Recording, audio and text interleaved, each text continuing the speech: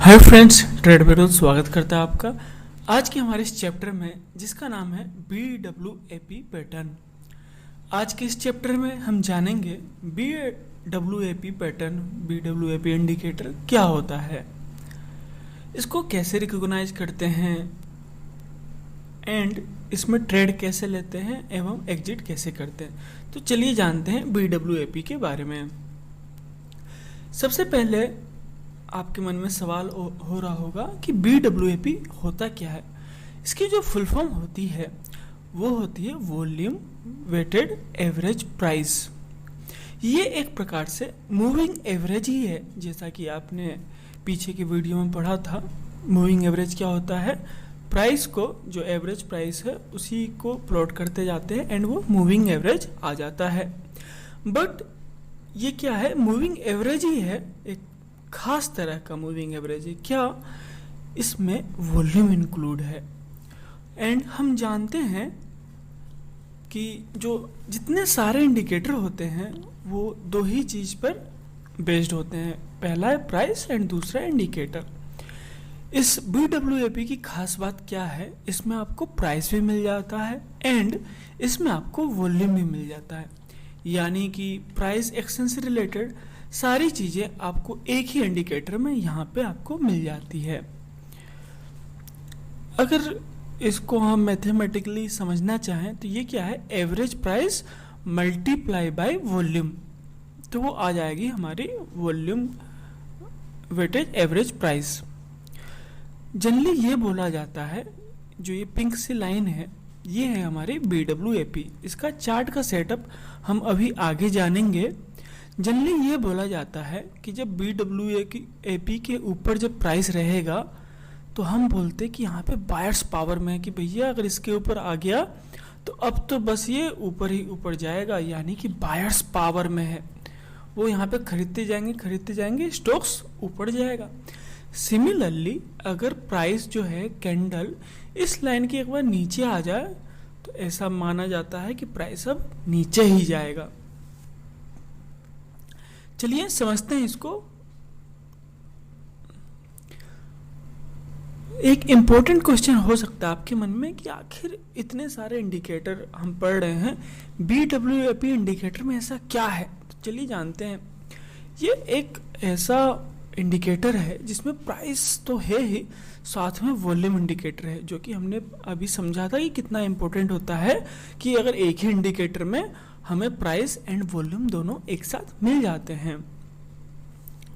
दूसरा इंपॉर्टेंट चीज है, आप देख सकते हैं चार्ट हमारा कितना साफ सुथरा है, इसमें कोई भी लाइन आपको ड्रा करने की जरूरत नहीं है, जस्ट कैंडल है आपके पास एंड जो BWAP इंडिकेटर है, इसके ऊपर रहेगा तो बाई करेंगे, इसके नीचे रहेगा तो सेल करेंगे। Very simple. इसमें आप आसानी से समझ सकते हैं ट्रेड को कि किस दिशा में मार्केट जाने वाली है। तीसरा बहुत इम्पोर्टेंट जो चीज है, जिसके लिए ये काफी खास हो जाता है,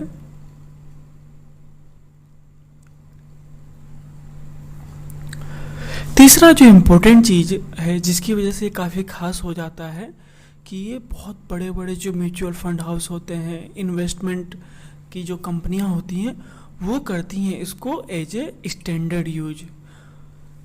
उनके साथ प्रॉब्लम क्या रहती है, मान लीजिए किसी म्यूचुअल फंड को आज 1000 करोड़ के शेयर खरीदने हैं PNB बैंक के, मान लीजिए। अब वो जैसे 1000 का ऑर्डर करेंगे तो क्या प्राइस पूरा ऐसे अचानक ऊपर चला जाएगा। तो उसके लिए वो क्या करते हैं, थोड़े थोड़े किस्तों में खरीदते हैं, एक ही बार में ना खरीद के वो थोड़ा पार्ट में खरीदते हैं। अब जो खास बात क्या है, जब वो खरीदना चालू करते हैं तो प्राइस क्या होता है, इसके ऊपर चला जाएगा। जब भी खरीदेंगे तो क्या होगा, कहीं ना कहीं वो ऊपर जाएगा। तो जब उनका प्रमोशन का टाइम होता है तो वो क्या देखते हैं, वो तो सीधे देखते हैं अगर तुमने इस लाइन के नीचे खरीदा, ये जो एवरेज लाइन है इसको वो एज ए एवरेज काउंट करते हैं। वो बोलते हैं अगर तुमने इस एवरेज के नीचे खरीदा यानी कि तुमने कंपनी के पैसे बचाए हैं, तो उनको मिलता है प्रमोशन। और जो लोग इस लाइन के ऊपर खरीदते हैं उनको मिलती है पेनल्टी, कि यार तुमने जो एवरेज है तुमने तो उससे महंगा खरीदा है, यानी कि हम समझ गए कि इस लाइन का कितना महत्व है। जो बड़े बड़े म्यूचुअल फंड हाउस होते हैं, बड़े बड़े इन्वेस्टर होते हैं, वो VWAP को एज ए स्टैंडर्ड काउंट करते हैं। ये हमने समझ लिया कि वो लोग क्या करते हैं, इसके ऊपर खरीदते हैं एंड इसके नीचे बेचते हैं। एक जो खास बात है BWAP इंडिकेटर की, कि जनरली आप इससे ट्रेड मॉर्निंग आवर्स में ले सकते हैं। 10-11 बजे, एट मैक्स 12 बजे तक आप इसमें ट्रेड ले सकते हैं।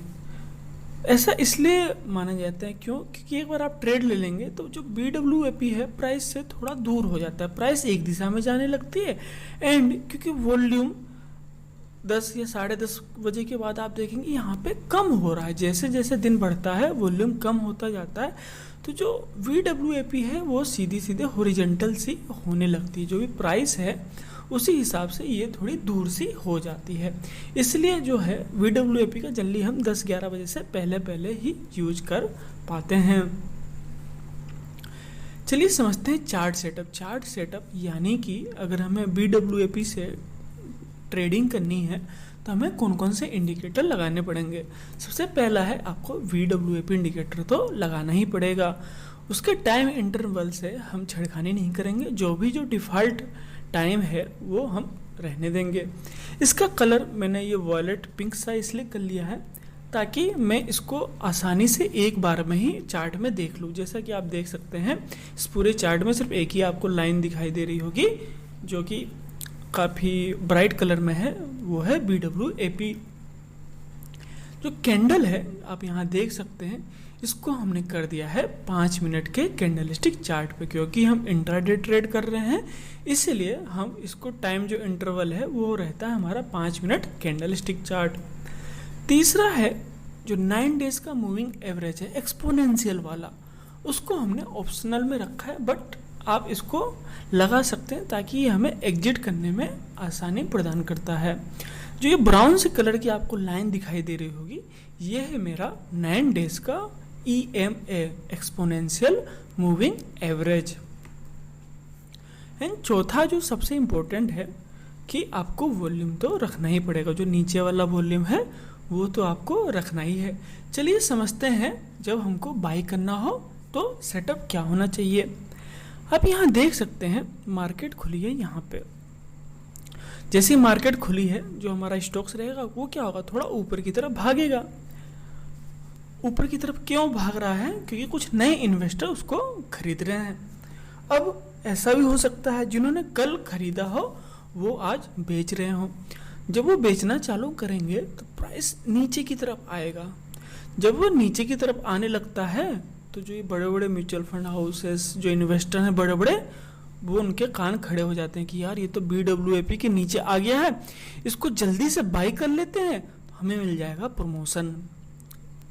इस BWAP जो पिंक सी लाइन है उसके नीचे जैसा आया वो खरीद लेते हैं। ऐसे ही वो यहाँ भी कर रहे हैं, हम देख सकते हैं। तो जनरली क्या होता है, जब मार्केट खुलेगी जो प्राइस है वो ऊपर की तरफ जा रहा है, ऊपर की तरफ जा रहा है। कुछ लोग प्रॉफिट टेक करते हैं, मुनाफा वसूली करते हैं। जिन्होंने कहीं यहाँ कहीं खरीदा होगा वो कहते हैं यार हमारा तो टारगेट पूरा हो गया, अब हम निकल जाते हैं।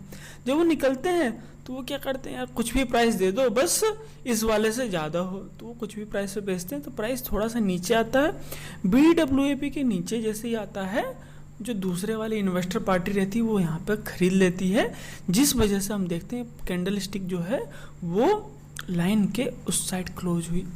जैसे ही लाइन के उस पार पहुंच जाती है हम समझ जाएंगे भैया यहाँ हो गया इसका, यहाँ पे बायर्स आ गए हैं, इस लाइन के इधर बायर्स हैं बहुत तगड़ी मात्रा में, यानी कि हम यहाँ पे ट्रेड इनिशिएट कर सकते हैं। स्टॉप लॉस हो जाएगा हमारा, ये जो कैंडल थी जो इस पार आके फिर उस साइड चली गई, उसका जो लो पॉइंट है वो हो गया हमारा स्टॉप लॉस।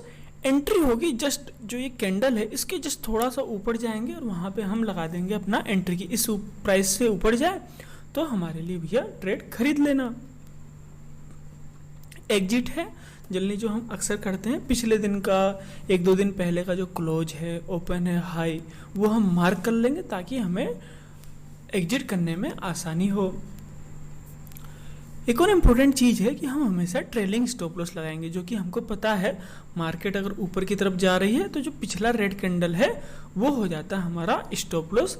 बस उसमें ध्यान देना है कि जो विक है किसी भी एक साइड में ज़्यादा बड़ी विक ना हो, नॉर्मल कैंडल हो जिसका कि जो बॉडी है, जो डब्बा रहता है वो नॉर्मल साइज का हो, एंड विक जो है ज़्यादा बड़ी या बॉडी ज़्यादा छोटी नहीं होनी चाहिए, एंड जो विक है वो भी ज़्यादा बड़ी नहीं होनी चाहिए। जो एक और इम्पोर्टेंट चीज़ है वो है trailing stop loss. Trailing stop loss यानी कि हम अपने स्टॉप लॉस को हमेशा ट्रेड की डायरेक्शन में बढ़ाते रहेंगे। हम ये भी जानते हैं जो हमारा ट्रेडिंग स्टॉप लॉस रहता है, ट्रेलिंग स्टॉप लॉस, वो क्या होता है, जो भी पिछला रेड कैंडल है उसके नीचे जाके हम अपना स्टॉप लॉस लगा देंगे। जैसे कि जब यहाँ पे तो हमारा स्टॉप लॉस ये रहेगा, जब ये ऊपर जा रहा है तो यहाँ पे हम इसलिए नहीं लगाएंगे क्योंकि ये विक एक तरफ है, ज़्यादा बड़ी है, तो जो पहला आप स्टॉप लॉस कह सकते हैं यहाँ अथवा यहाँ पे हमारा स्टॉप लॉस लगेगा। ट्रेलिंग स्टॉप लॉस यानी कि जो भी रेड कैंडल है जिसमें ज़्यादा जो विक है ज़्यादा बड़ी ना हो, वहाँ पे हमारा लग जाता है, उस रेड कैंडल के नीचे हमारा लग जाता है स्टॉप लॉस, या 9 डेज का मूविंग एवरेज है उसी हिसाब से भी हम ट्रेलिंग स्टॉप लॉस लगा सकते हैं। चलिए समझते हैं इसको उदाहरण से।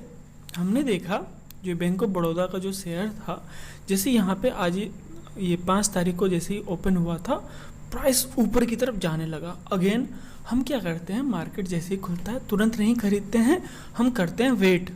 हमने देखा प्राइस ऊपर जा रहा है, फिर यहाँ से थोड़ा सा गिरना चालू होता है। अगेन हम नहीं खरीदेंगे क्योंकि हमको पता नहीं कितना नीचे गिर जाए।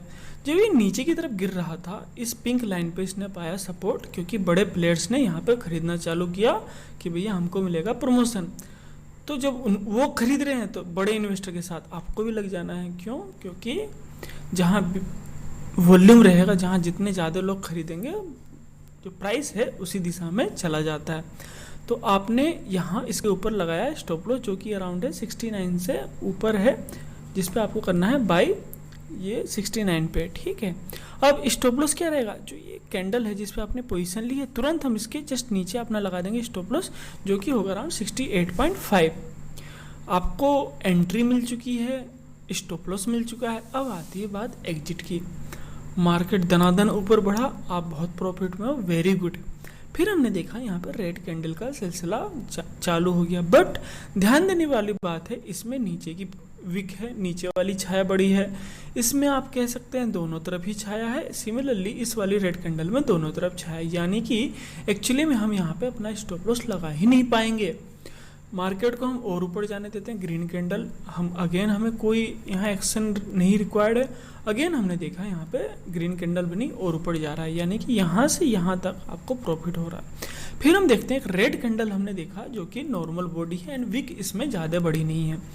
एंड उसके बाद हम देख सकते हैं जब प्राइस नीचे की तरफ गिरा तो हम यहाँ हमारा स्टॉप लॉस यहाँ कहीं होना चाहिए एंड हम एग्जिट कर लेंगे। ये है हमारा पहला तरीका। दूसरा तरीका है जब भी कैंडल, ये जो ब्राउन वाली लाइन थी हमारी जो शेडेड ग्रे कलर की है, जब कैंडल इसको क्रॉस करके इस साइड आता है तो भी हमको एग्जिट मार लेना चाहिए, जो कि अराउंड होता है ये 70 एंड 71 के बीच में है, जो कि हम मान लेंगे कि यह है 70.5। तो आप देख सकते हैं आपको यहाँ पे 50 पैसे का स्टॉप लॉस लगा था एंड आपको जो प्रॉफिट हो रहा है वो अराउंड हो रहा है आपको 2 रुपये का, यानी 1:4 का यहाँ पे रेशियो है। चलिए समझते हैं इसको उदाहरण कि अगर हमको बेचना होगा, शॉर्ट सेल करना होगा तो हमको किन किन बातों का ध्यान रखना है। सेटअप ऐसे रहता है, जो स्टॉक है प्राइस वो नीचे की तरफ गिर रहा है, फिर ये थोड़ा सा कोशिश करता है ऊपर जाने की कोशिश करता है, लेकिन जो बड़े बड़े प्लेयर है वो जानते हैं कि इसके ऊपर बेचा, जो इंडस्ट्री का एवरेज है इसके ऊपर अगर बेचा तो हमको मिलेगा बोनस। तो प्राइस जैसे ही इसके ऊपर जाता है वो बेचना चालू करते हैं, प्राइस फिर से नीचे आ जाता है। यानी कि ये जो लाइन है अब ये हो गई है रेजिस्टेंस। जैसे ये रेजिस्टेंस का हमको समझ में आता है कंफर्मेशन के साथ, हम वहाँ पे ट्रेड ले लेंगे। स्टॉप लॉस रहेगा हमारा जो कैंडल है उसके ऊपर वाला पॉइंट। चलिए समझते हैं इसको उदाहरण से। जैसे मार्केट खुली हमने देखा प्राइस नीचे की तरफ गिर रहा है। अगेन हम यहाँ पे शॉर्ट सेल नहीं करेंगे, क्यों? क्योंकि हमको हमारा स्टॉप लॉस नहीं पता है। नीचे की तरफ आ रहा था, कहीं रुका, अभी ऊपर की तरफ जाने लगा। जैसे ही ऊपर की तरफ जाने लगता है, जो बड़े बड़े इन्वेस्टर रहते हैं, म्यूचुअल फंड हाउसेस रहते हैं, वो यहाँ पे सेल करते हैं। क्यों? क्योंकि उनको सबको बोनस का पता है, इस लाइन के ऊपर गया और बेच दोगे तो हमें बोनस मिल जाएगा। जैसे ही वो लोग बेचना शुरू करते हैं, प्राइस इसी के नीचे रहता है, हम समझ जाएंगे हमको यहाँ पे एंट्री ले लेनी है शॉर्ट सेल की। हम इस वाली कैंडल पे जब एंट्री लेते हैं, वो जो प्राइस रहेगा वो रहेगा अराउंड हमारा 73.7। हमको एंट्री मिल चुकी है क्योंकि प्राइस नीचे की तरफ गिर रहा है। तुरंत हम अपना स्टॉप लॉस लगाएंगे जो कि रहेगा 74.2। अब इस चार्ट में ध्यान देने वाली बात है, इसमें मैंने कहीं भी 9 डेज का मूविंग एवरेज नहीं लगाया।